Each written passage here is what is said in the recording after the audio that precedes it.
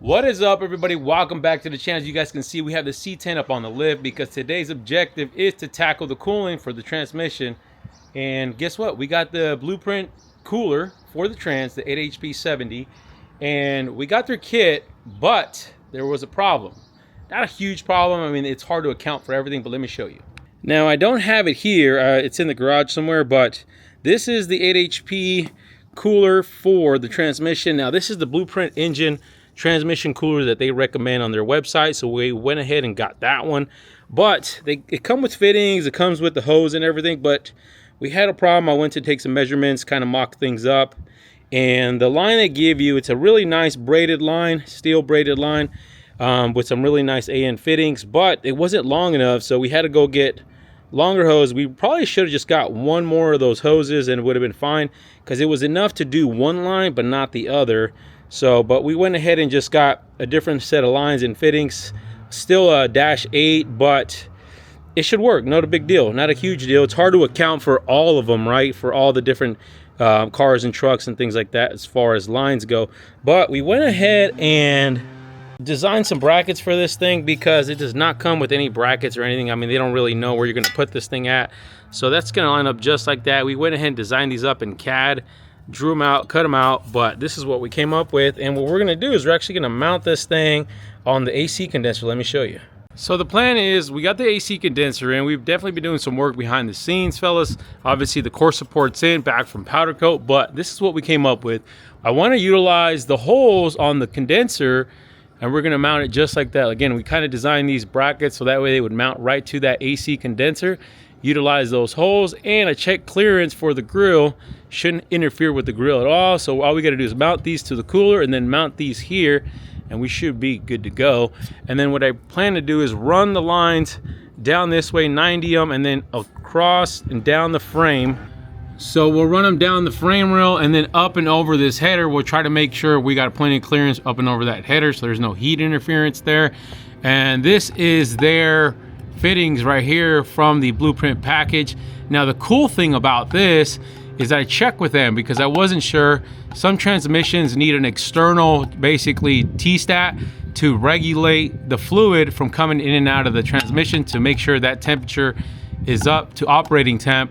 But this actually is all built in internally, so we don't have to worry about putting in an external thermostat. So what we'll do next, we'll go ahead and basically plumb our fittings here, make the lines go that way, mount our cooler, and yeah, let's get started.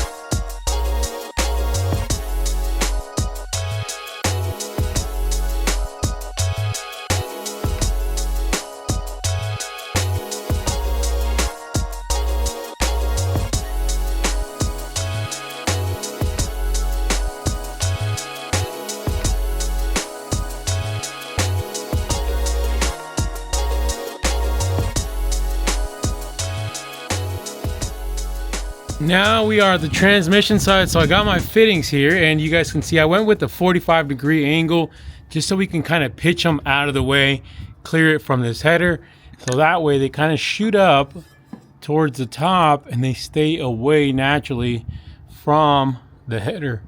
But now we can mark them right there, cut them, put our fittings on, and check our clearances. All right, fellas, what you guys think, man? We got this thing's nice and plumbed up here on the transmission side. Everything is out of the way, tucked up.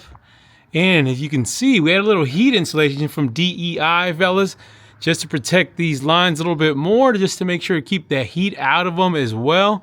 But I like it, fellas. Everything is tucked away. We got a clamp. We added a clamp back there. I hope you guys can see it back there to make sure these things stay nice and tight to the frame.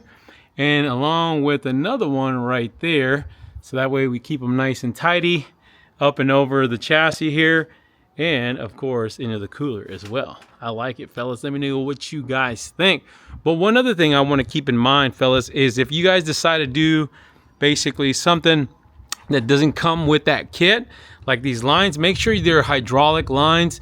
Make sure they can basically take that transmission fluid, because last thing you want to do is use a hose that is not made for hydraulic fluid. So make sure you guys do that. These push lock fittings are great, fellas. This line is also rated for 300 psi, which is plenty. This is just, again, this is just an oil cooler, so we're not going to expect to see anything over that, but make sure it is rated for that as well if you guys decide to do something different. But I like it, fellas. We are one step closer to starting this thing. So definitely we still have a laundry list to do, fellas. Again, we got to do the battery still. Doing a custom tray for that for the rear. A couple other things on the fuel system. A bunch of little small things, and exhaust too is a big one too. We got to get that over to the exhaust shop. So make sure you guys hit the subscribe button, the like button, and hit the bell for notifications that you guys already know. Stay wrenching.